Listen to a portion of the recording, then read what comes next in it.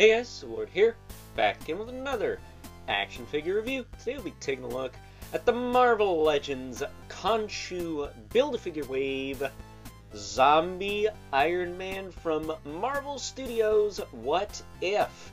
This of course brought to us by the fine folks over at Hasbro as well. It's my good buddy El Tenda who hooked this up in our most recent trade, which truth be told, I'm 99.98%, because nothing's exact, right? Sure that I got that box before Thanksgiving last year. So, been sitting on this one for a hot minute. Wasn't sure if I was going to get around to it, but screw it.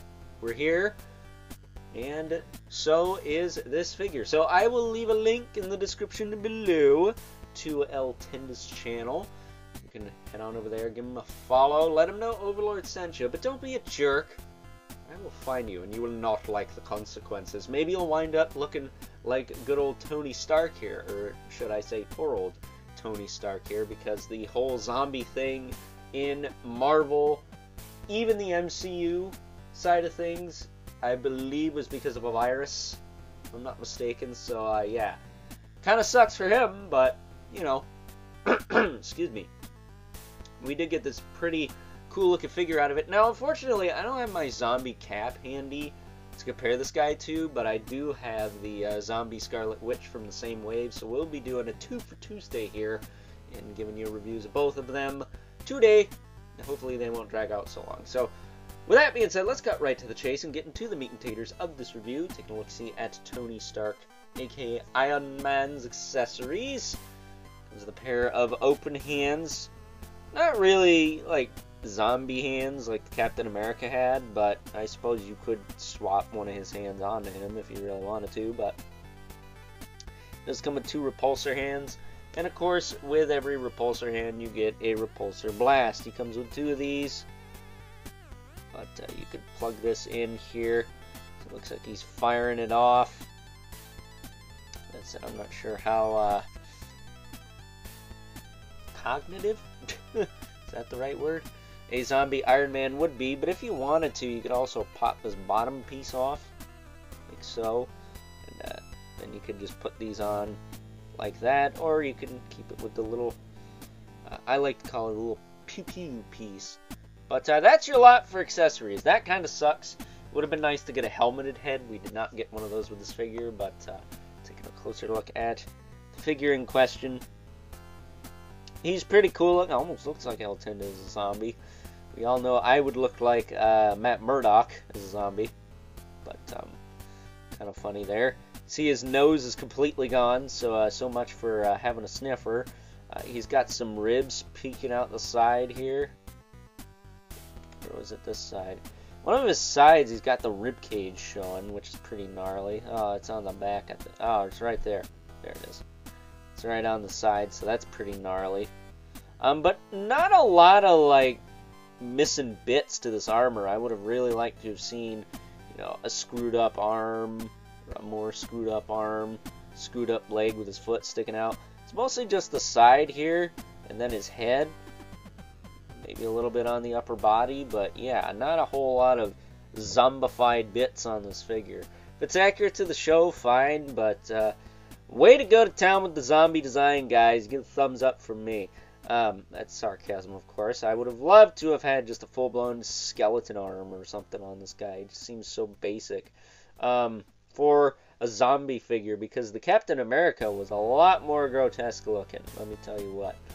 But as far as articulation goes, he's got a double ball peg in the head, so you can actually get some pretty cool zombie poses out of him. You can look up and down as well, rotate side to side.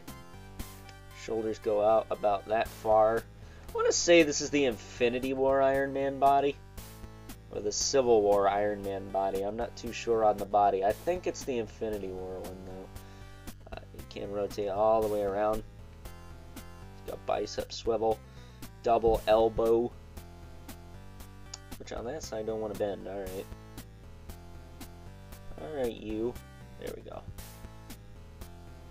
Get a double elbow bend there. He does have a wrist swivel and hinge.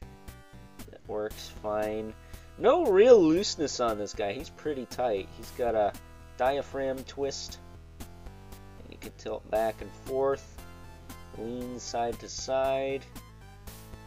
Hips can kick out, not very far, but it is Iron Man, so I don't know how far they really need to kick out. He does have a thigh cut. Has he got like a meat thigh here? Oh, he does. He's got like a big chunk on his thigh, or that's the armor. I don't know. I can't tell. Feels like his meat's hanging out, though. He does have a double knee. And this guy's a pinless figure, by the way, and he's not gummy. So I don't know what all the fuss is about with pinless joints. Like, he's not gummy at all. He's pretty solid for an old school mold. And then he's got a rocker with a hinge. Then he has peg holes at the bottom of the feet. If you wanted to throw him on a stand. So, really cool figure. Kind of basic, but it looks cool. So I'm happy to have it. I will be putting him with the Captain America and the Scarlet Witch when I finally have a display for them.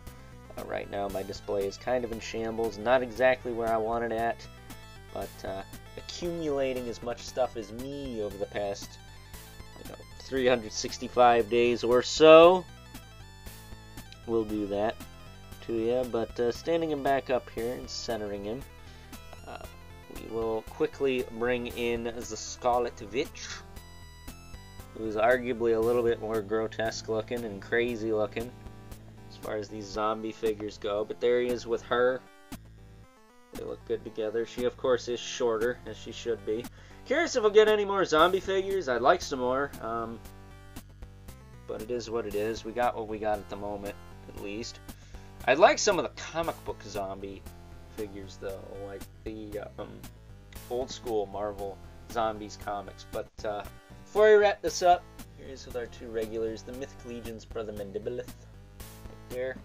And the Beloved Spawn, who, of course, yeah, pretty much towers over everyone. Even though Iron Man is wearing a suit of armor, he's no match for good old Al Simmons here. So, with that being said, time for us to move on and wrap things up. Some final thoughts. Overall, and of the two zombie characters from the Konshu Build-A-Figure wave, I have to say that at the end of the day, good old Tony Stark here, or as I mentioned previously, poor old Tony Stark here, is the better of the two. Compared to Scarlet Witch, who I will be looking at later today, stay tuned for that, he has the better joints. His joints are tighter, his joints are sturdier, more durable. There's absolutely no gumminess to this guy within reason, right? It's got to have a little bit of give to it so it doesn't break, but compared to the Scarlet Witch, he has the better joints. And on top of that, he isn't even pinless. So everyone's ranting and raving about pinless tech, but I'll tell you what, this figure has tighter joints than some figures I have with pinless tech. So not quite sure how that works really, but if pins can be done this way all the time on a consistent day-to-day basis, obviously not from Hasbro, they're not capable of doing anything consistently, but from anyone else for that matter, then I'm all here for it.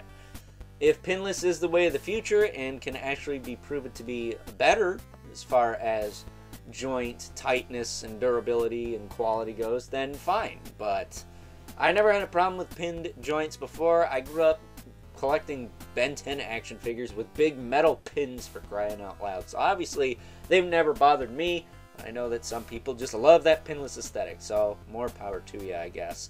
That said, only major gripes with this figure would have to be the lack of accessories, which is a common thing with Marvel Legends Build-A-Figure wave figures. So I guess that is what it is, I suppose. So with that being said, I hope you guys enjoyed this review.